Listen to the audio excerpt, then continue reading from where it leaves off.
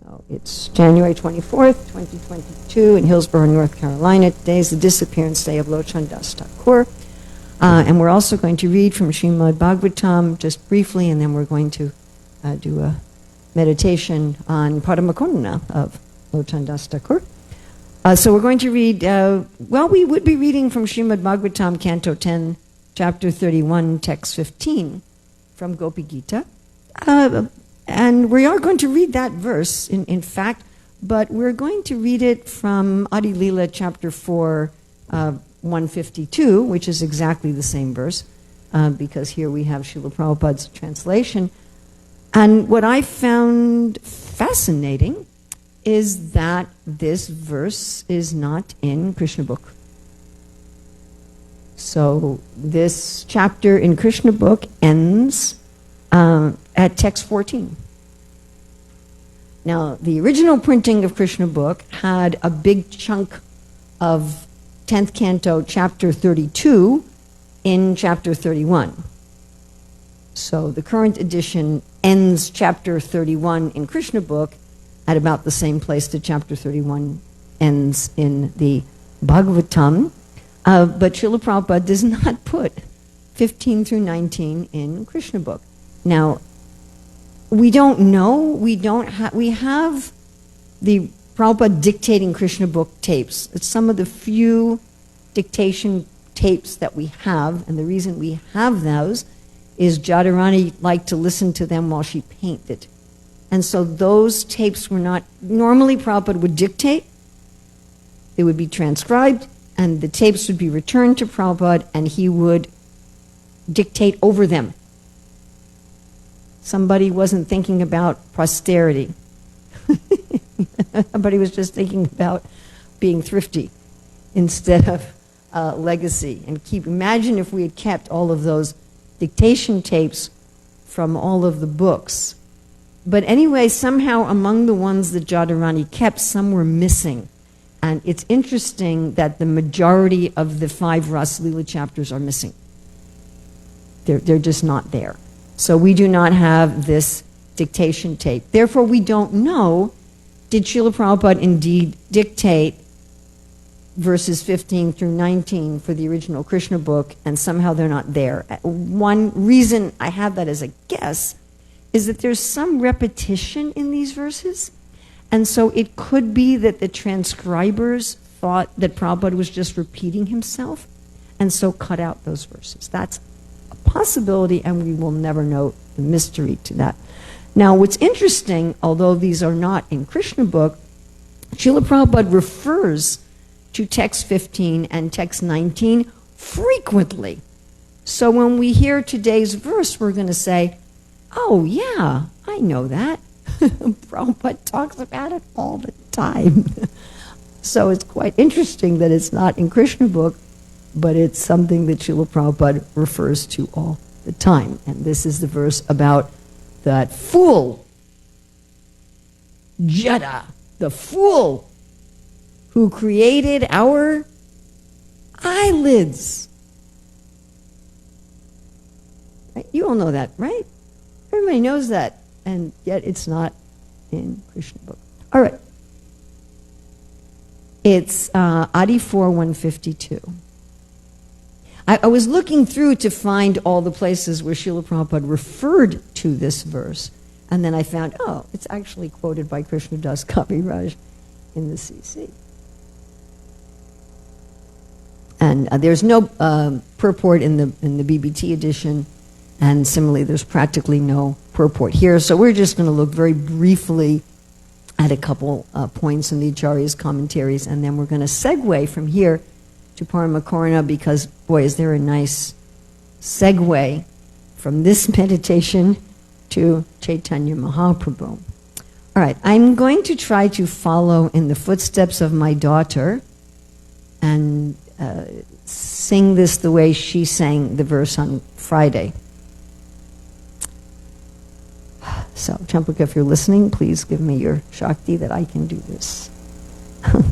And she was mentioning that it's the Gopi Gita, and therefore it should be sung. So we're going to try to sing it like that. Okay. Although I can't sing nearly as sweetly as she does. Atitiyad bhavan anikananan Jyotiryugayate tvam apashyatam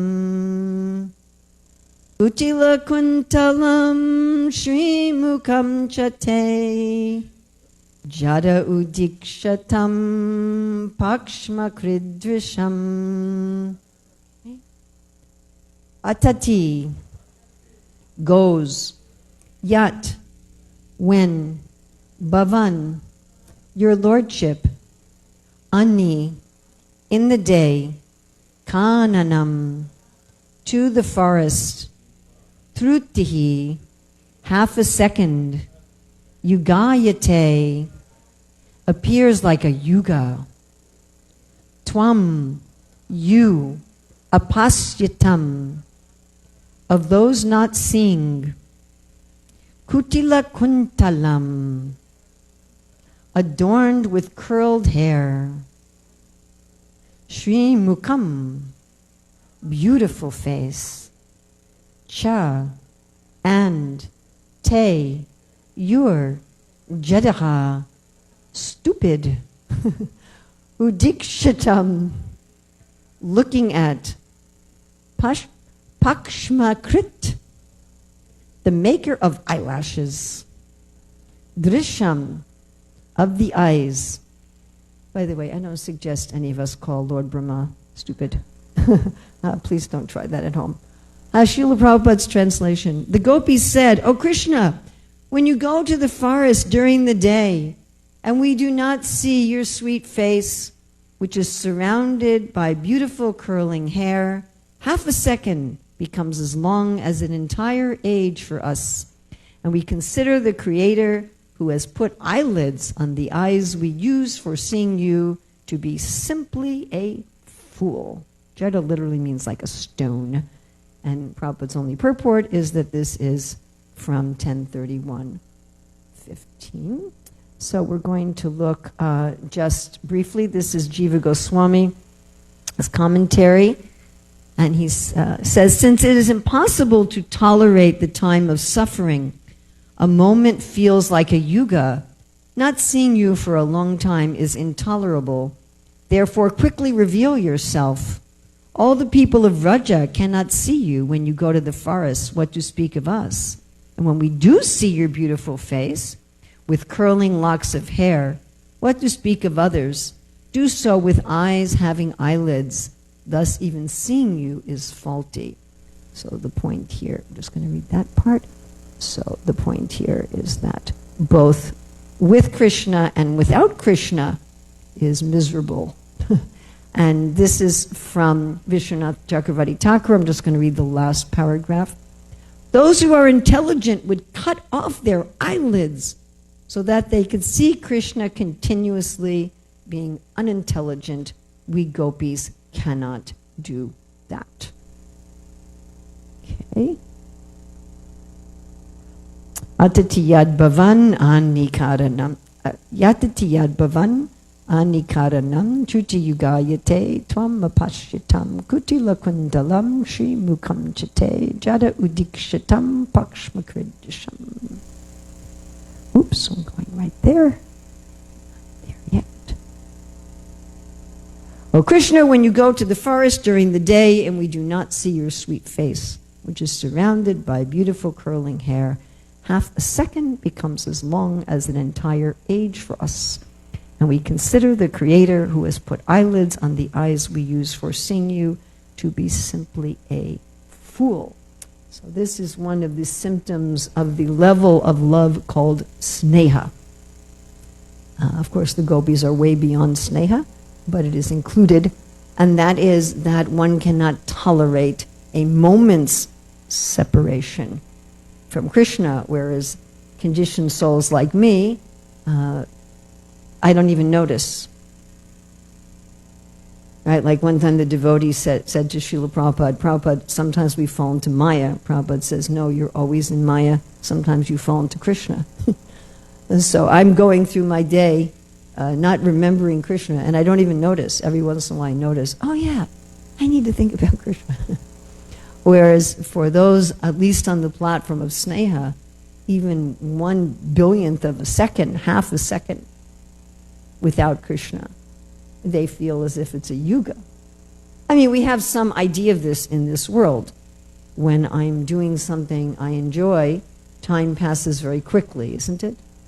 And when I'm doing something I don't enjoy or I'm waiting, time passes very slowly. My perception of time changes. So there's something equivalent even in the world where there is no time, where time is conspicuous by its absence. Still there's some sense of this. So of course, this verse of the gopis that they can't tolerate even blinking, which again, I don't even notice that I'm blinking. I don't have a conscious perception of that. It reminds us, of course, of what verse of the Shikshashtaka? Tam nimeshena, we can all say it together. Chakshusha pravisayitam sunyayitam jagat sarvam govinda virahena me. So virahena is without you, right? And that Mahaprabhu is saying that without you, the world is vacant, and a moment appears like a yuga. And Prabhupada talks about this as divine illusion, which is one of the Vyavichari Bhavs, a kind of madness, that it's madness to see a vacant world. It's madness to think that a fraction of a second is a yuga. But this is indicators of love. So because this is the disappearance day of Locana Thakur, I wanted to meditate on one of my favorite songs of Locana Thakur, which is about Sri Chaitanya Mahaprabhu, because our way of entering into any understanding of the mood of the gopis is through Sri Chaitanya Mahaprabhu, through Gaur-Nitai. We cannot possibly understand this mood of the gopis. Again, in my material experience, this doesn't make sense to me. I mean, I've been, quote unquote, in love with people in this life, but I never felt that if I blinked my eyes, I was going to die. Or if they were away from me for a half a second, that it was, I've never had that. I don't have an experience I can relate to on that level of love with my material attachment. So how am I going to understand this intense, this sneha? Again, the gopis are far above sneha, but how am I going to understand this mood of the gopis? I can only approach it through Srila Prabhupada and through Sri Chaitanya Mahaprabhu and Lord Nityananda, and of course we understand them through Srila Prabhupada and through our acharyas like Locana Thakur. This is how we can get, and Prabhupada said, if we can understand this and imbibe this even to a minute degree, that our life becomes successful and we can enter into the spiritual worlds. I find that very enlivening, that if I can get this even to a tiny, minute degree. All right, let's hope that this setup we did with Jagat-Guru Prabhu yesterday works. May the technology gods be kind upon us.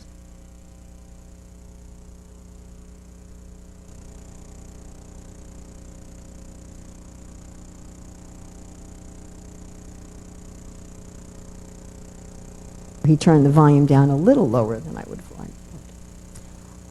So, Parama Korana Pahudvi Jana Nitai Gora Chandra.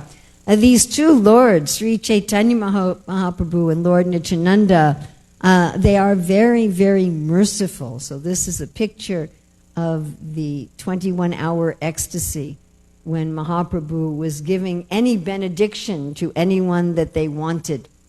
What would you like? What would you like? What would you like? Right? And this, of course, is the time of that famous pastime with Mukunda, where Mahaprabhu said, in 10 million lifetimes you can see me. And Mukunda was like, yes, yes, I can see you at some time. So this is, again, some indication of this. If I have some hope of seeing you, that time passes very quickly. I know I'm going to see you.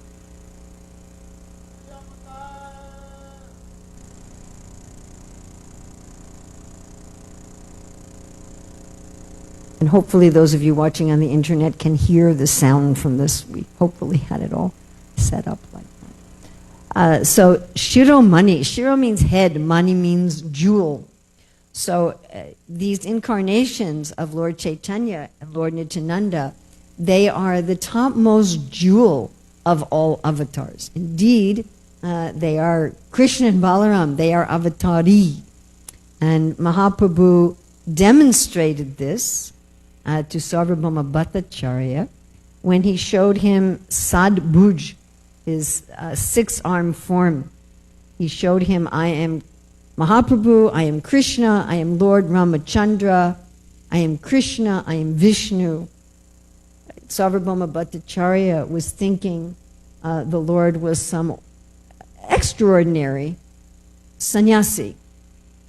Right? People may think Avajananti Mamudha, Krishna is just an ordinary person or a little bit of a special person. So Sarvabhauma Bhattacharya was thinking like that, and I have to teach him Vedanta, otherwise, he's this young, beautiful man, he's not going to make it as a sannyasi.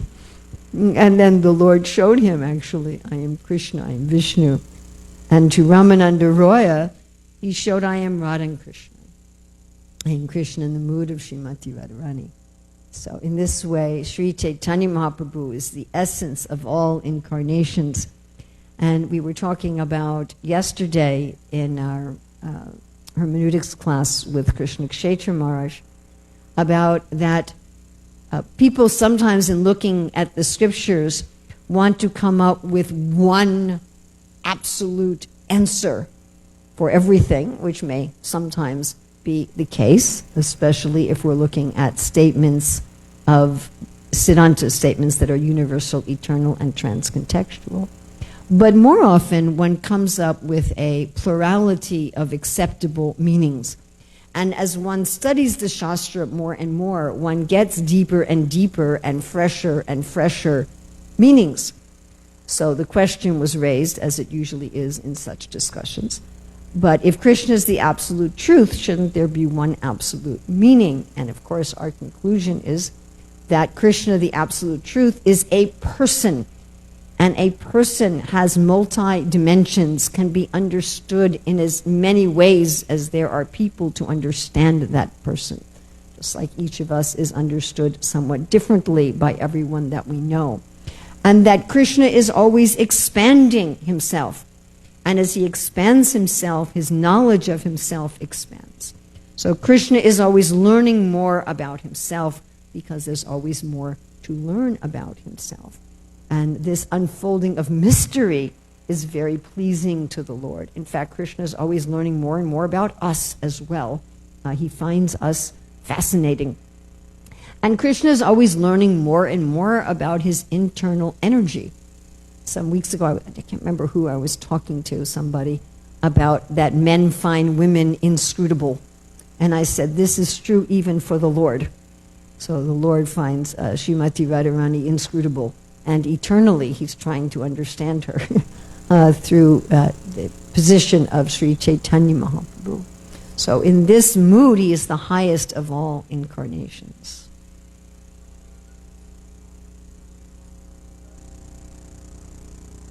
And this process is simply joyful.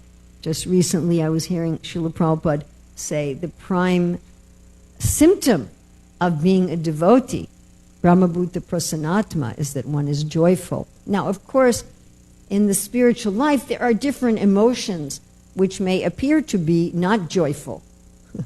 There is self-disparagement, there is illusion and madness, there's lamentation. And Rupa Goswami in the Southern Ocean of Bhakti Rasamrita Sindhu says some of the secondary rasas, they may appear to be not joyful, like grief and fear and disgust.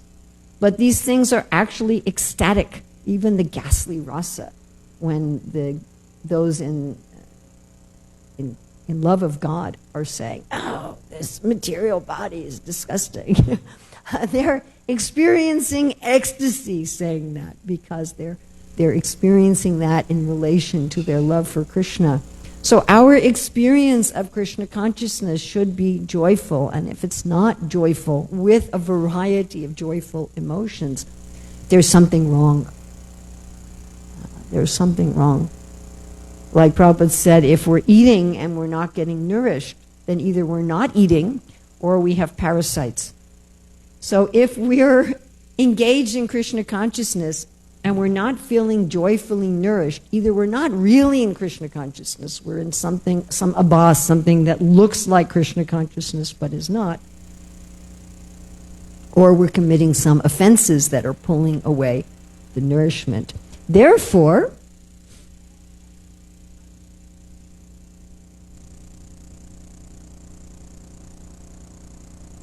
my dear brothers, please worship Gaur Nitai. Now, brothers here doesn't mean it excludes half of the human race. Just like we may say, come on, guys, and we mean all the human beings. We don't just mean the males. So the word bhai is used like that. So all of us, please, we should worship who's giving such a joyful process, who's the head of all incarnations. And how should we worship?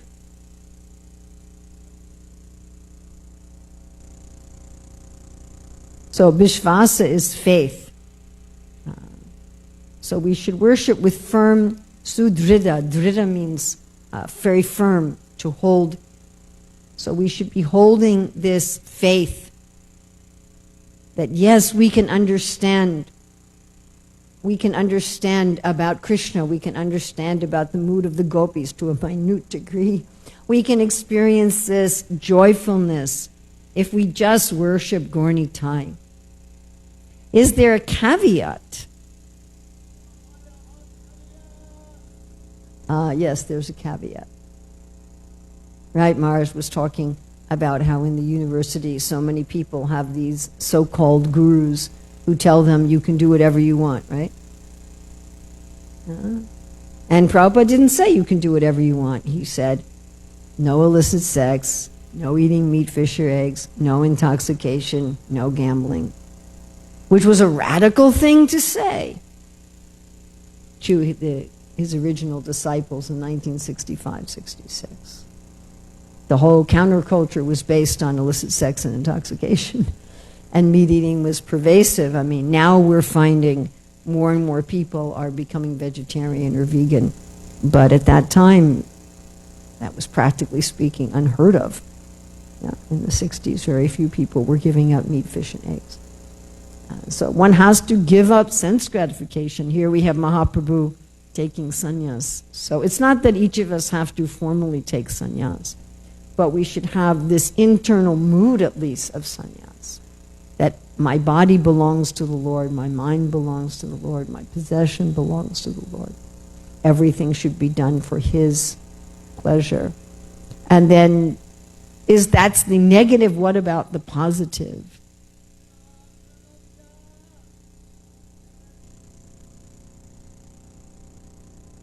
So the positive is we just chant the holy name of the Lord. Maharaj was talking about this yesterday.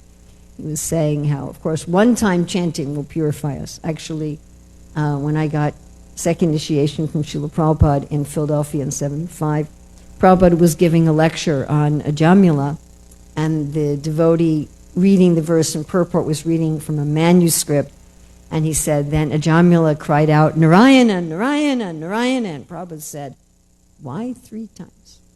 He said, this is a mistake, you need to fix this. He said, 1 time is sufficient, Narayana.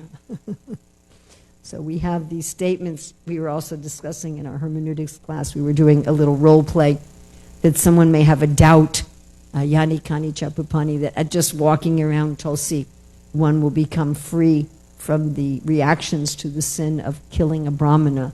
One may think this is hyperbole. So similarly, one may think this is hyperbole, just 1 time. Krishna, 1 time. Narayana is sufficient. But if one has no motive, if one is calling to the Lord in love, then yes, 1 time is sufficient. Or even for Ajamila, it was Namabash. It was sufficient at least to liberate him and to start him in bhakti. Of course, if we have a motive, just like we go to the shops in Loy Bazaar, and as we walk down the street, people are going, Hare Krishna, Hare Krishna. But we know that what they are actually saying is, give me your money, give me your money. Right? We're intelligent enough to figure that out. Yes? So Krishna is also intelligent enough to figure out if we are saying, Hare Krishna, please give me this, please give me that. Of course, as Maharaj was saying, better to be honest if we have material desires, but we should honestly regret that also. My dear Lord, I'm calling to you, asking just to find a compatible wife like Kardama Muni. So I'm better to go to you for a compatible wife, but I'm sorry I'm asking you for that. I'm not on the level of your devotees. Please make me on the level of your devotees. And just see, Kardama Muni, although he did that, he got the Lord as his son. So to chant without any motive, just calling for the Lord, please engage me in your service. I have so many desires. I want good health. I want money. I want a compatible spouse. I want nice children. Someone called me the other day. Oh, Urmila, what can I do to get a good child? And, I want this, I want that, I want the other thing. I mean, I have to be honest. I don't really want to live out on the street eating out of a garbage can in poverty in a wheelchair. I must admit, I like that my room is heated. I like that. I'm happy for that. I like to be able to eat nice food. I have to admit. Right, there is this man in Vrindavan we would see. He's passed away now.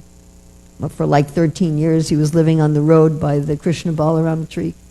And he was just living by the side of the road, naked. People would give him a blanket. He always had a blanket. And they would feed him in summer or winter. So, if Krishna said to me, Urmila, I want you to live with the side of the road with only a blanket, I'd go, no! Give me my room with a heater and hot water. But although I have these, can I say, and I'm terrified if I get dementia, how will I preach the scriptures? I'll be useless. So I have these desires, but still, Krishna, in spite of all these desires, please engage me in your service. I'm so embarrassed with all of these foolish desires. And in that mood, we can chant, Hare Krishna, Krishna, Krishna, Hare Hare, Hare Rama, Rama Rama, Hare Hare.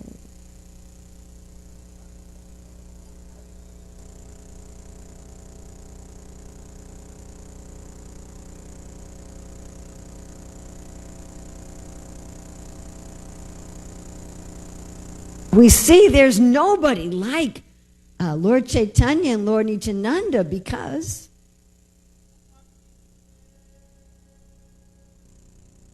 so even if I'm like an animal still, I may cry in the kirtan and reading the pastimes of Lord Chaitanya and Lord Nityananda. Now, Prabhupada said we may not be able to get the animals to chant, but at least we can get the people to chant. And you can say, well, I'm not even at the level of an animal. I'm just at the level of a stone.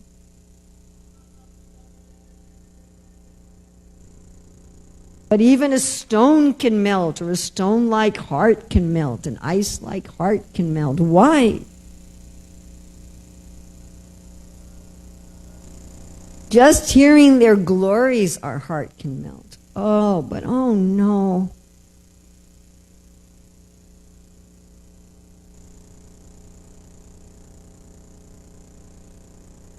Hope you like my little pictures there. So I am entrapped in the materialistic sense gratification process. I fall there, I remain there.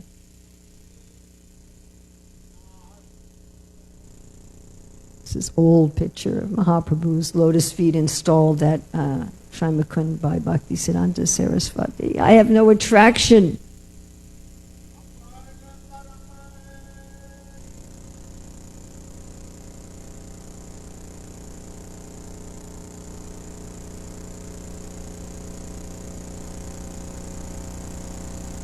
Lochana Das says, I have no hope.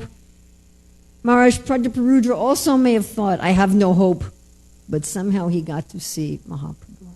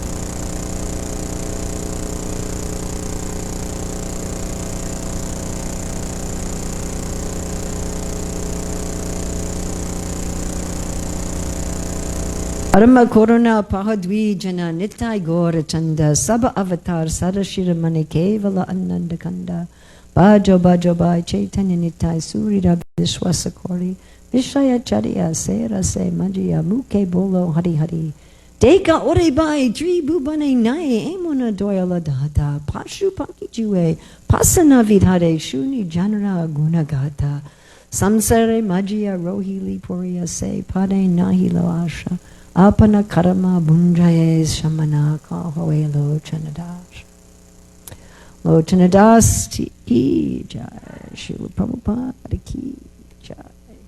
So we have just a few minutes if anybody has questions, comments, additions, subtractions, chastisements. Yes, Marsh.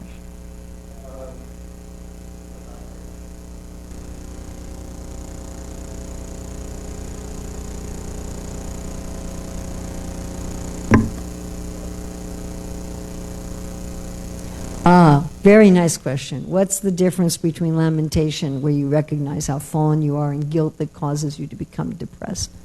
The former is ecstatic.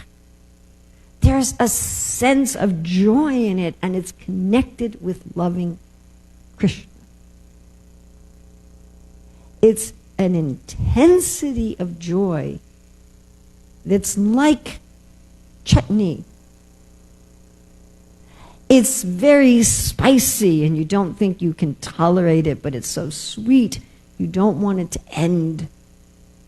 Whereas guilt just makes you feel dirty and withdrawn and yucky and like you want to hide from the world, or like you just... It's a completely different subjective experience. So material guilt is a contraction, and the ghastly rasa is an expansion. The ghastly rasa is also a vulnerability to Krishna. In guilt, you want to hide. You want to hide from yourself. You want to hide from others. There's this guilt is usually also associated with shame. But in the ghastly rasa, you're bearing your reality before the Lord. One way you could think of it is in a mundane, loving relationship, if we have guilt about something in relation to someone we love, we usually try to hide our fault. And again, we often feel some shame about it. But let's say we go to the person that we love, we realize that something has been blocking our loving relationship, and we actually become vulnerable, and we say to this person, my dear friend, my dear child, my dear parent, my dear spouse, whatever it may be, my dear master, I have been blocking my relationship with you because of this fault of mine, and I am so sorry. I want a loving relationship with you, but I have this problem. And if you can picture yourself, if you've ever done this, or if anyone has ever done it with you, the mental picture I get is you sit down on a sofa with your friend and you say to your friend, I'm so sorry. I have hurt you. I have been selfish. And they put their arm around you and say, it's okay. I love you. And there's this mixture of the love of this person and your intense feeling of having wronged them. But it's part of a reconciliation. And guilt is very isolating. It's very me-focused. It's very false ego-focused. And the ghastly rasa is very love-focused. And it's very Krishna-focused. And it's incredibly, incredibly sweet.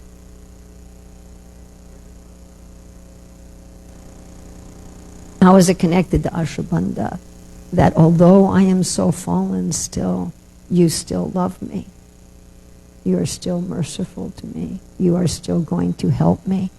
On my own, I have no hope, but out of your mercy, I have some hope only because you are so merciful. Is that all right?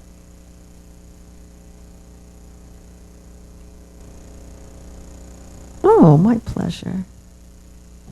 somehow I have got classes on both Locana Das Thakur's Appearance Day and Disappearance.